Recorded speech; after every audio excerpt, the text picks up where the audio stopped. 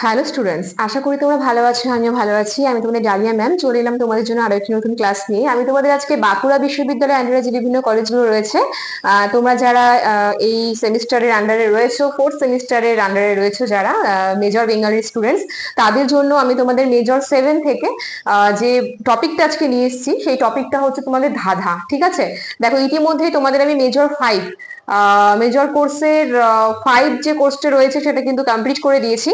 যারা এখনো পর্যন্ত আমার সেই ভিডিওগুলো দেখোনি অবশ্যই দেখে নাও, এবং সেখানে বিস্তারিত আলোচনা করা আছে প্রত্যেকটা টপিকের ওপর। যদি কোনো জায়গায় কোনো প্রবলেম হয় আমাকে অবশ্যই জানাবে, এবং ভালো লাগলে অবশ্যই লাইক কমেন্ট শেয়ার করে আমার পাশে থাকার চেষ্টা করবে। সবার আগে বলে দিই, ক্লাস শুরু করার আগে, যে আমাদের জ্ঞানজ্যোতি কোচিং সেন্টারে অনলাইন ক্লাস কিন্তু শুরু হয়ে গেছে, এবং তোমাদের পুরো সিলেবাসের অন্তর্ভুক্ত যা টপিকগুলো রয়েছে তার মধ্যে থেকে নোটস দেওয়া হচ্ছে, নোটস তৈরি হচ্ছে, নোটস দেওয়া হচ্ছে। তো তোমাদের যাদের নোটস লাগবে ফোর্থ সেমিস্টারে, তারা অবশ্যই আমাদের সঙ্গে যোগাযোগ করো।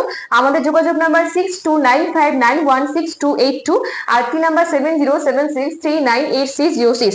এই নাম্বারে তোমাদের ফোন করে কিন্তু নিতে হবে অ্যাডমিশন, এবং অবশ্যই তোমার পেয়ে যাবে সমস্ত নোটস। তাহলে চলো বেশি কথা না বাড়িয়ে আজকের ক্লাস শুরু করা যাক। আমরা আজকে জানবো ধাঁধা কি। এর আগের দিন আমি বলেছিলাম তোমাদের প্রবাদ কি, প্রবাদ কাকে বলে, প্রবাদের বৈশিষ্ট্য। তো আগের ক্লাসটা যারা দেখোনি অবশ্যই দেখবে। আজকে ধাঁধার সংজ্ঞা দিচ্ছি, এবং ধাঁধা কত ধরনের হতে পারে সেটা বলবো। ঠিক আছে, দেখো ধাঁধা কি জিনিস। সংক্ষিপ্ত বাক্যে, আমরা আবারও বলছি, দেখো সংক্ষিপ্ত কিন্তু, আকারটা কি হবে, ধাঁধার সংক্ষিপ্ত হবে।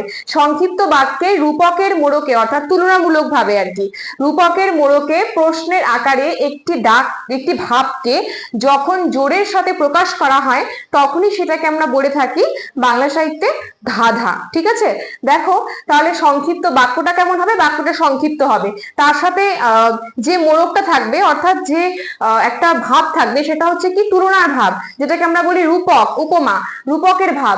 তার সঙ্গে থাকবে আকারটা হচ্ছে প্রশ্নের, মানে প্রশ্নের আকারে কিন্তু এই ধাঁধাটা থাকবে। এরকম যদি বোঝায়, এবং এই ধরনের যে ভাবগুলো থাকে সেগুলোকে আমরা যখন জোর দিয়ে বলার চেষ্টা করি, সেটাকেই কিন্তু বলা হচ্ছে ধাঁধা। এবং যেটাকে ইংলিশে আমরা বলি, মানে ইংরেজিতে আমরা ধাঁধাকে বলি রিডল। ঠিক আছে, তোমরা যারা ছোট ছোট মানে বাচ্চাদের পড়াও, তারা কিন্তু জানবে যে এই ধরনের যে ধাঁধাগুলো রয়েছে এগুলোকে কিন্তু ইংরেজিতে রিডল বলে। এবার চলে আসি আমি, যে ধাঁধা কত প্রকারের হতে পারে। দেখো ধাঁধা দু প্রকারের হতে পারে, একটা হচ্ছে লৌকিক, একটা সাহিত্যিক।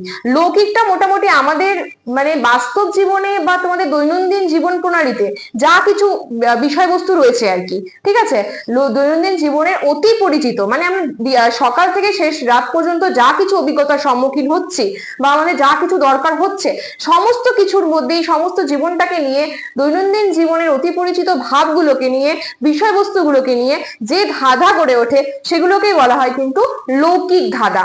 ঠিক আছে, আর সাহিত্যিক ধাঁধা আমরা কোনটাকে বলবো বলতো? সাহিত্যিক ধাঁধা হচ্ছে যখন লৌকিকের সঙ্গে কি মিশে থাকবে, একটা সাহিত্যিক নিদর্শনের সাহিত্যিক কোনো গুণ, যে সাহিত্যিক গুণটা যখন লৌকিক ধাঁধার সঙ্গে মিশে যাবে, তখনই সেটা হয়ে যাবে কিন্তু সাহিত্যিক ধাঁধা। তো এখানে আমরা দেখতে পারবো যে বিভিন্ন ধরনের, অর্থাৎ বিভিন্ন ধরনের সাহিত্যিক নিদর্শন পাবো আমরা। ঠিক আছে, চর্যাপদ, শ্রীকৃষ্ণ কীর্তন, এই ধরনের।